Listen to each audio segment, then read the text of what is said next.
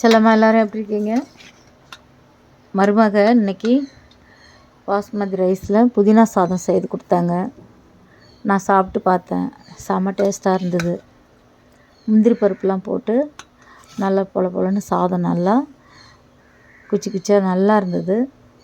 Taste சூப்பராக பிரியாணி மாதிரி இருந்தது சாப்பிட்றதுக்கு. அதுக்கு தொட்டுக்க கிரேவி பன்னீரில் செய்யப்பட்டது. அந்த கிரேவி வச்சு அது கூட தயிர் பச்சடி வச்சுட்டாங்க. டேஸ்ட் பண்ணி பார்த்தேன், செம்மையாக இருந்தது. எப்பயாவது அந்த மாதிரி புதுசாக வெறும் குழம்பு சாம்பார் அப்படி செஞ்சு சாப்பிட்றப்போ போர் அடிச்சிடும். இந்த மாதிரி புதினா வச்சு ஒரு ரைஸ் செஞ்சு சாப்பிடுங்க. பிரியாணி மெத்தடில் நல்லா இருந்தது டேஸ்ட்டு. இந்த கிரேவி இந்த பன்னீர் மசாலா கிரேவி வச்சாங்க.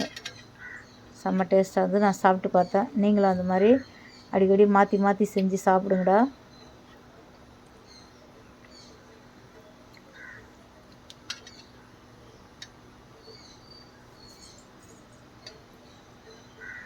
அடுத்தது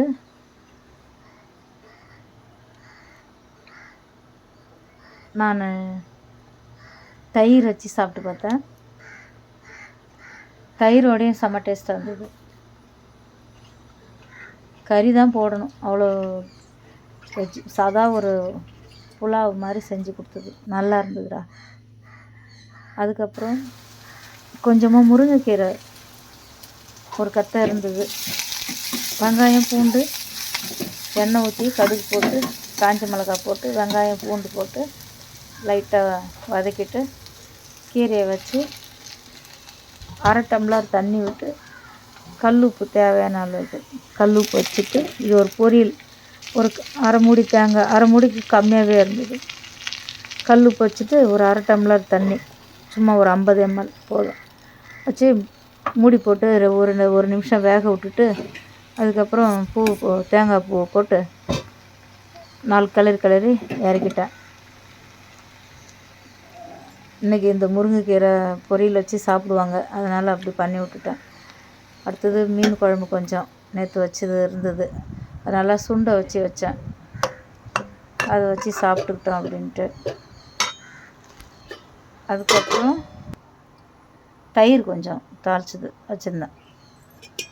சூடான சாதம் கொஞ்சம் வச்சுட்டேன். அப்புறம் நைட்டு என்ன செஞ்சேன், இந்த மீன் குழம்பு வச்சு தோசை போட்டு கொடுத்தேன். ஒரு 2 தோசை மொறுன்னு வச்சு இந்த மீன் குழம்போடு சாப்பிட்றேன்னு சொல்லி வச்சு கொடுத்தேன். இது சுண்டை குழம்பு நல்லாயிருக்கும் டேஸ்ட்டு. எண்ணெய்லாம் நல்லா பிரிஞ்சு சுண்டை வச்சு கொடுத்தேன் தோசைக்கு. நீங்களும் அந்த மாதிரி மீன் குழம்பு இருந்துச்சுன்னா இந்த மாதிரி தோசைக்கு சாப்பிடுங்க.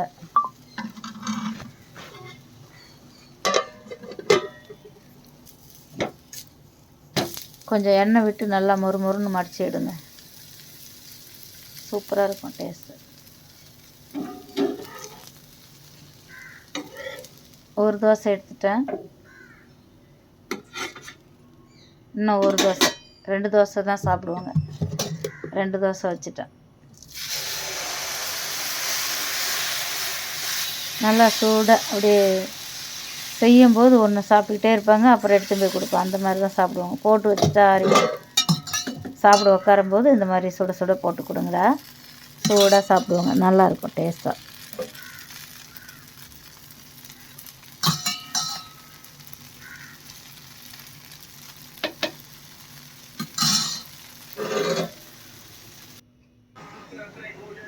அடுத்தது 4 பச்சை மிளகாய், 4 பூண்டு பல்.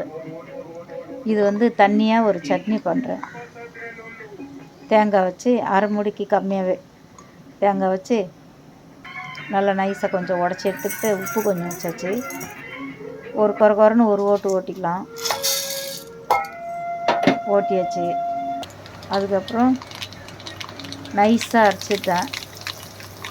எண்ணெய் ஊற்றி கடுகு வச்சு காஞ்ச மிளகாய் வச்சு பெருங்காயத்து பொடி வச்சு கருவேப்பிலை வச்சு தாளிச்சு வச்சுட்டேன் சட்னிக்கு. கொஞ்சம் தண்ணியாக வைங்க, ரொம்ப கட்டியாக வேண்டாம். தண்ணியாக இருந்ததுன்னா இட்லி போட்டு சாப்பிட்றதுக்கு டேஸ்ட்டாக இருக்கும். நல்லா காரம், உப்பு எல்லாம் அழகாக நல்லாயிருக்கும். இதில் இஞ்சி மட்டும் வச்சு செய்கிறதும் உண்டு. நானும் அந்த பூண்டு வச்சு செய்வேன். அதனுடைய டேஸ்ட்டே டிஃப்ரெண்ட்டாக நல்லாயிருக்கும். வெறும் 4 பல் பூண்டு வச்சு பொட்டுக்கடல தேங்காய் வச்சு ஒரு சட்னி பண்ணுறோம்ல, அதனுடைய டேஸ்ட்டு சூப்பராக இருக்கும். இது சூடாக ஒரு தட்டு இட்லியும் கொஞ்சம் சட்னியும் வச்சு கொடுக்குறேன். அவங்க சாப்பிட்டுட்டு மீதி மீந்தால் நான் மொத்தம் 3 தட்டு மாவு ஊற்றி கொடுக்குறேன். எல்லாருக்கும் கீழேயும் கொடுக்குறேன். தம்பிக்கும் மருமகளுக்கும், தம்பிங்கெல்லாம் வந்திருக்காங்கல்ல ஊர்லேருந்து, அவங்களுக்கும் கொடுக்குறேன். இந்த மாதிரி சுட சுட இட்லிக்கும் அந்த சட்னிக்கும் செம்ம டேஸ்ட்டாக இருக்குண்டா. நீங்களும் இந்த மாதிரி செஞ்சு சாப்பிடுங்கப்பா. புது மாவு தான், அப்படியே பூ போல் இட்லிக்கும் அந்த சட்னிக்கும் ஜாலியாக சாப்பிட்லாம். பாய் செல்லம், பாய்.